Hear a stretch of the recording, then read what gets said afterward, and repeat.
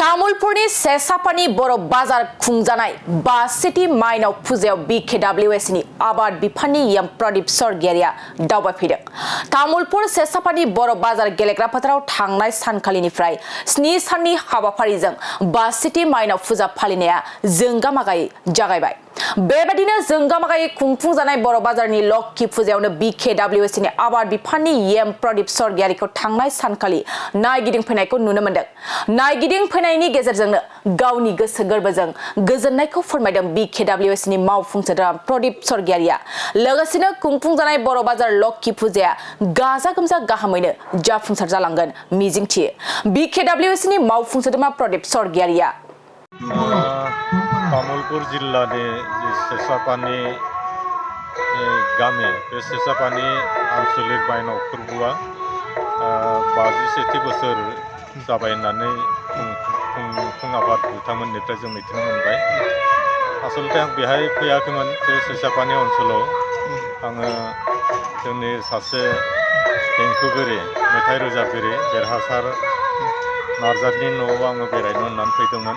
आंनि बेजों मोनसे सिनायलायनायनि मोनसे सोमोन्दो दङ न'खरनि बादि आरो बेयावनो मिथिनो मोनबाय जे बे सेसापानि आनसलिक माइनाव फोरबोनि फालिथाय आफादनि आफादगिरिया बे ओनसोलनि मानगोनां बिटिआरनि MCLA बिजितगोरा नार्जारि बिथाङा आफादगिरि आरो बिथांजोंबो आंहा गोबां दिननिफ्राय मोनसे सोमोन्दो दङ सिनायलायनाय दङ आरो बिथांमोना आंखौ फैनायखौ मिथिनानै बे माइनाव फोरबो खुंनाय हाबाफारियाव लिंहरबाय। आं बिथांमोनजों लोगो मोनलायनानै गावखौनो गोजोननाय मोन्दों आरो बिथांमोना आंखौ जौसाङाव दिखांनानै बे हारिमु बेखेवनाय हाबाफारियावनो सिनायथि होनानै फंनैसो बुंनो बिथांमोना आंखौ खावलायबाय आरो आङो बे माइनाव फोरबोनि मुङै बे सेसापानि ओनसोलनि गासैबो रायजो राजाजों लोगोसे आसामनि गासैबो हारि माहारिनिसिम आंनि गोसो गोरबोनि हामलायनायखौ आं जासियो आरो बे माइनाव फोरबोखौ जोङो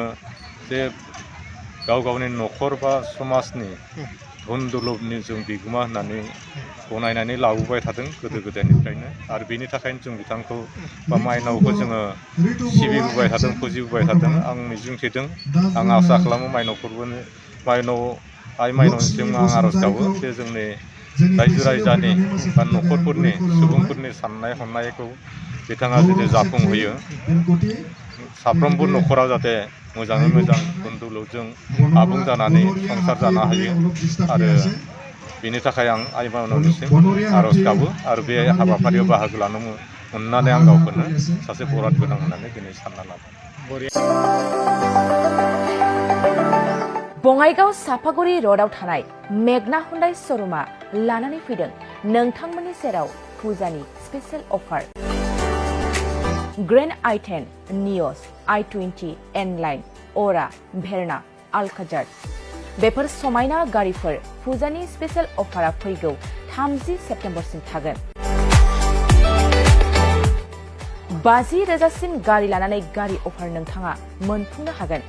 अब्ला मानोथो गोबाव खालामनो थाबैनो नोंथाङा बङाइगाव सापागुरि र'ड एबा लामा सेराव थानाय मेगना हुन्डाइ श'रुमाव नोंथांनि फसायनाय गारिखौ लाहैदो। गोबां मिथिनो थाखाय नैबे जानबुं नाम्बार 9101093856 8011827497 700279673 70026948111 आव खौरां लाहर।